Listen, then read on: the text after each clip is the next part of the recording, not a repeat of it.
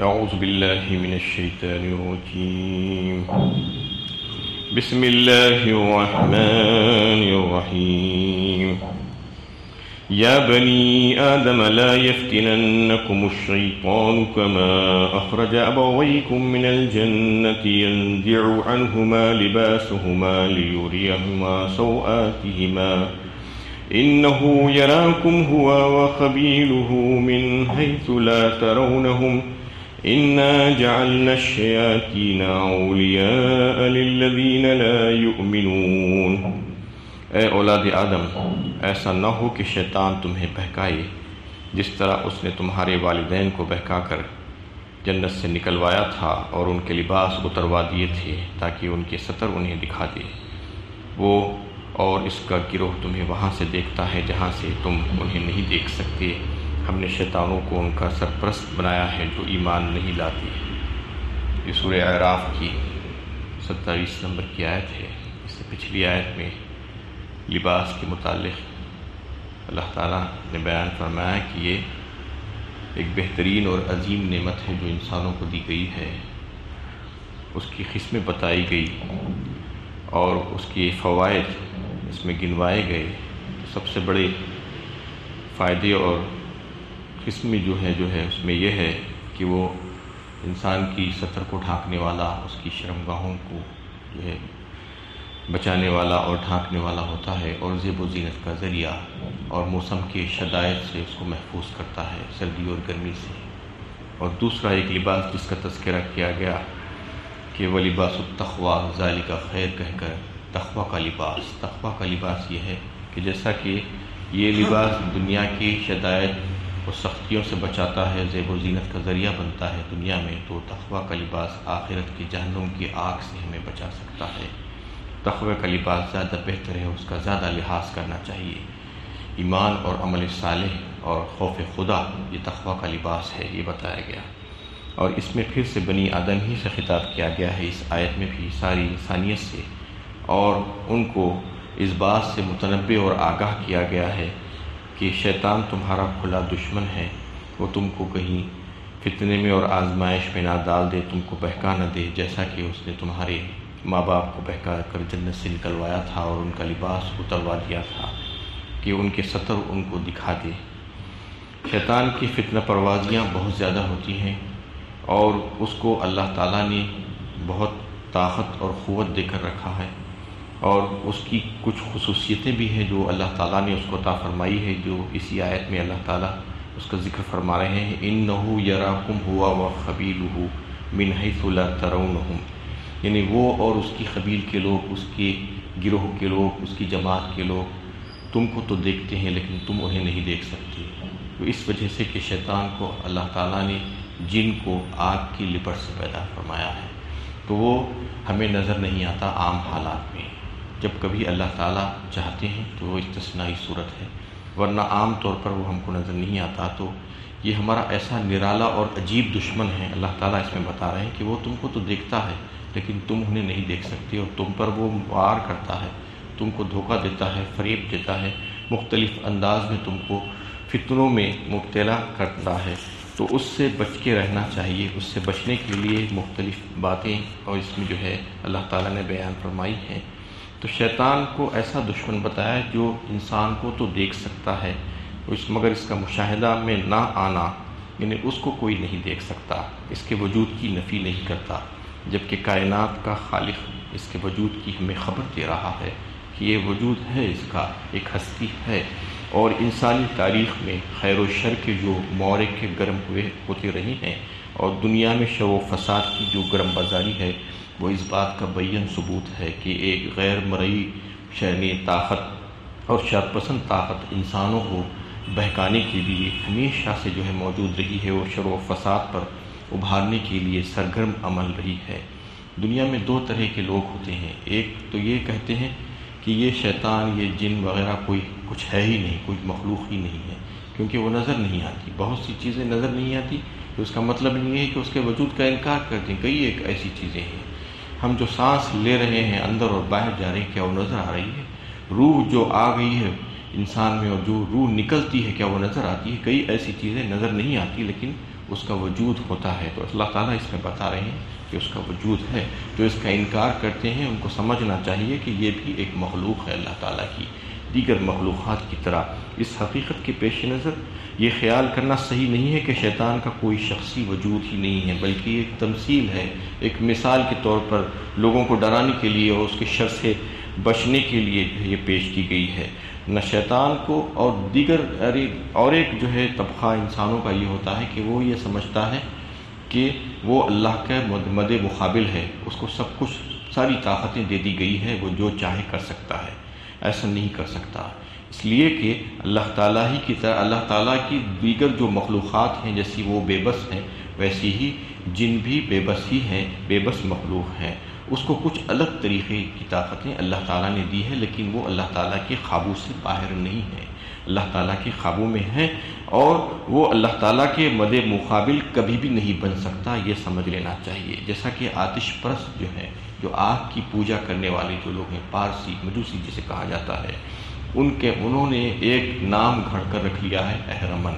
اہرمن ان کا جو ہے تجویز کردہ نام ہے، جو شیطان کو شر کا دیوتا سمجھتے ہیں وہ، اور یہ بھی بات صحیح نہیں ہے کہ شر کا کوئی دیوتا نہیں ہو سکتا، جیسا کہ مشرکانہ مذاہب میں بھی سمجھا جاتا ہے۔ یہ سب تصورات بالکل غلط ہے اور حقیقت میں اس کا کوئی تعلق نہیں ہے، اور یہ سب کے سب جو ہے باطل ہے۔ آج کتنی چیزیں ایسی ہیں جن کو جو ہے آپ دوربین سے یا خوردبین سے مائکروسکوپ سے دیکھ سکتے ہیں، لیکن ان آلات کے ایجاد ہونے سے پہلے انسان ان چیزوں کے وجود سے ناواقف تھا، اس آشنا نہیں تھا، اس کو نہیں معلوم تھا کہ وہ چیزیں بھی دنیا میں موجود ہیں۔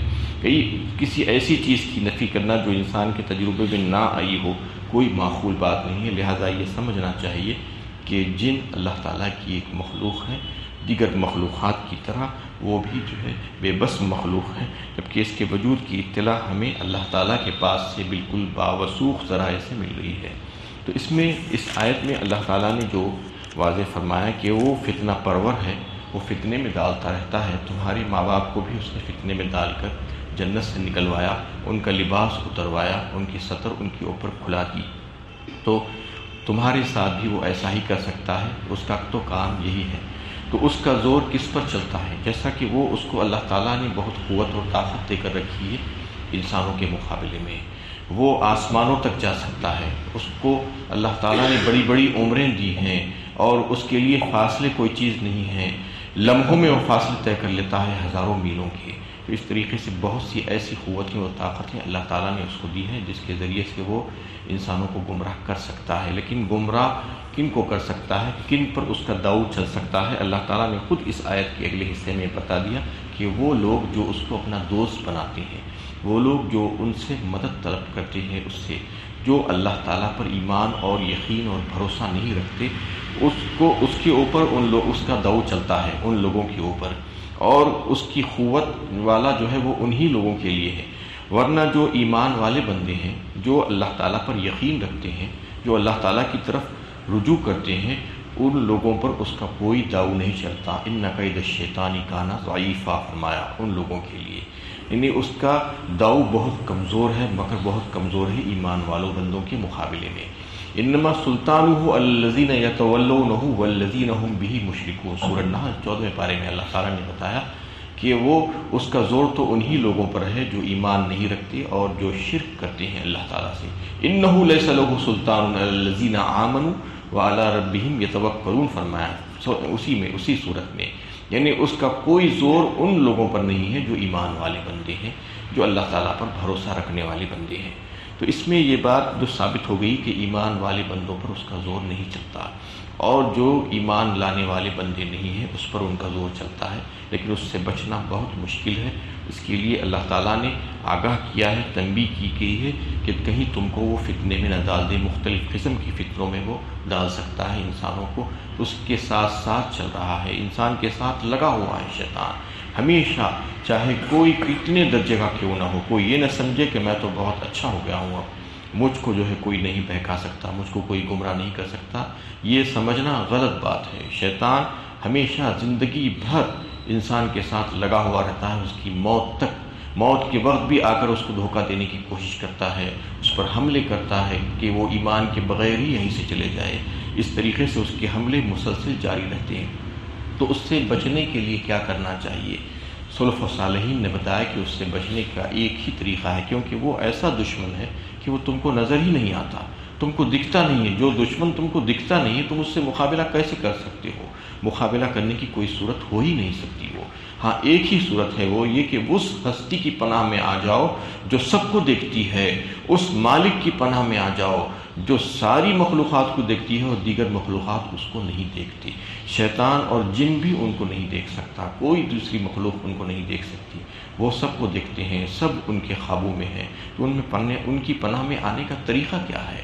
ان کی پناہ میں آنے کے لیے تو کہا گیا کہ اگر ان کی پناہ میں آ جائیں گے تو پھر اپنے آپ کو بچا سکیں گے۔ تو ان کی پناہ میں آنے کا طریقہ جو ہے ہمیں بتایا گیا ہے کہ کس طریقے سے آنا چاہیے۔ سب سے پہلے تو اللہ تعالیٰ سے دعا کرنا چاہیے کہ اے اللہ ہمیں شیطان کے شر سے محفوظ رکھتے ہوئے ہمیں اپنی پناہ میں لے لیجیے۔ اعوذ باللہ من الشیطان الرجیم، یہی جو ہے کلمات ہے، اس کا مطلب یہی ہے۔ اور اللہ کے نبی صلی اللہ علیہ وسلم نے جو ہے ارشاد فرمایا ایک حدیث میں کہ تم اپنا کوئی بھی کام شروع کرنے سے پہلے بسم اللہ الرحمن الرحیم پڑھا کرو۔ اللہ تعالیٰ کے نام سے، اللہ تعالیٰ کی مدد سے، اللہ تعالیٰ کی اجازت سے وہ کام کرنے کے لیے میں جا رہا ہوں، یہ کہہ کر کام کو شروع کرنا چاہیے۔ سورہ مومنون 18ویں پارے میں اللہ تعالیٰ نے ایک بہترین جو ہے دعا سکھلائی ہے، ربی اعوذ بک من ہمزات الشیاطین واعوذ بک ربی ان یحضرون۔ 2 آیتیں ہیں چھوٹی چھوٹی، آیت نمبر 97 اور 98 ہے۔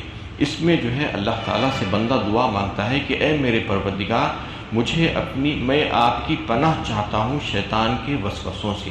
ربی اعوذ بک من ہمزات الشیاطین واعوذ بک ربی ان یحضرون، اور میں پناہ چاہتا ہوں آپ کی اے میرے رب کہ وہ میرے قریب آئیں، کہ وہ میرے قریب بھی نہ آنے پائیں وہ، اور میں آپ کی پناہ چاہتا ہوں ان کے وسوسوں سے۔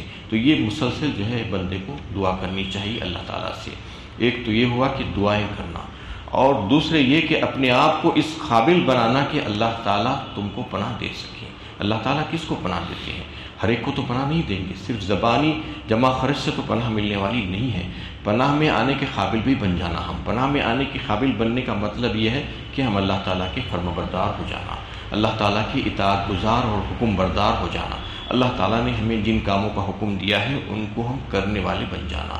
سب سے پہلی چیز پاک و صاف رہنا، طہارت کے ساتھ رہنا، اور نمازوں کا جو ہے باقاعدہ اہتمام کرنا، یہ سمجھ کر کہ اللہ تعالیٰ نے ہمیں 5 وقت نمازیں ہمارے اوپر روزانہ فرض کی ہے۔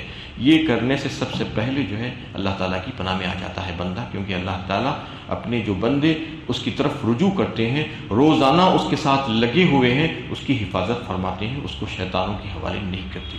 اس کے بعد دیگر جو احکامات اللہ تعالیٰ نے ہمیں دیے ہیں ان کو پورا کرنے کی کوشش کرنا حتی المقدور، اور جن جن کاموں سے ہمیں منع کیا ہے ان کاموں سے ہم اپنے آپ کو روکنے کی کوشش کرنا، حرام کمائی سے اپنے آپ کو روکنے کی کوشش کرنا، جھوٹ بولنے سے، دھوکہ بازی کرنے سے ہمیں جو ہے اپنے آپ کو روکنا چاہیے۔